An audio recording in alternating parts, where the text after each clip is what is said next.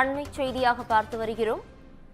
தென்காசி மாவட்டம் சேர்ந்தமரம் அரசு பள்ளியின் பின்புறம் கோழி கழிவுகள் கொட்டப்பட்டுள்ளதாக புகார்கள் எழுந்துள்ளது. இது குறித்தான கூடுதல் விவரங்களை வழங்குவதற்காக எமது செய்தியாளர் விமலவேலன் இணைப்பில் இணைகிறார். விமலவேலன், வணக்கம். இது குறித்தான கூடுதல் விவரங்கள் என்ன? வணக்கம் பவித்ரா. தென்காசி மாவட்டம் சங்கரங்கோவிலை அடுத்துள்ள சேந்தமரம் பகுதியில் உள்ள அரசு பள்ளியில அதை சுற்றி உள்ள பல்வேறு காமலங்களிலிருந்து பல மாணவர்கள் பயின்று வருகின்றனர். இந்த அரசு பள்ளியின் பின்புறம் உள்ள தனியார் நிலத்தில் குப்பைகளை கொட்டுவதால் அங்குள்ள பொதுமக்கள் அந்த பகுதியை கடக்கும் பொழுது மூக்கை பிடித்து கொண்டு அந்த பகுதியை கடந்து செல்லும் நிலை தற்போது ஏற்பட்டுள்ளது.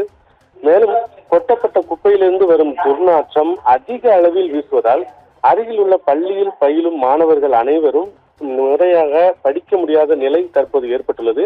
இது குறித்து சம்பந்தப்பட்ட அதிகாரிகளுக்கு பல முறை புகார் அளித்தும் இதுவரை எந்தவித நடவடிக்கையும் எடுக்கப்படவில்லை எனவும் கூறப்படுகிறது.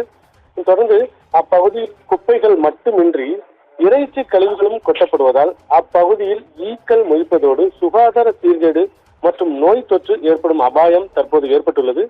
அப்பகுதியில் தொடர்ந்து கொட்டப்படும் இந்த குப்பைகளால் இன்று காலை பள்ளிக்கு வந்த அனைத்து மாணவர்களும் அந்த பகுதியை கடக்கும் பொழுது மூக்கை பிடித்த பகுதியே அந்த பகுதியை கடந்து செல்ல வேண்டிய சூழ்நிலை தற்போது காணப்படுகிறது.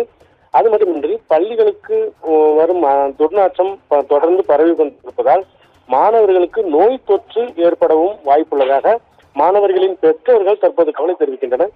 இதனால் சம்பந்தப்பட்ட அதிகாரிகள் உடனடியாக இந்த குப்பைகளை அகற்றி பொதுமக்கள் மற்றும் பள்ளி மாணவர்களின் நலனை பாதுகாக்க உடனடியாக விரைந்து நடவடிக்கை எடுக்க வேண்டும் என அப்பகுதியில் உள்ள பெற்றோர்கள் கோரிக்கை விடுத்துள்ளனர். பவித்ரா,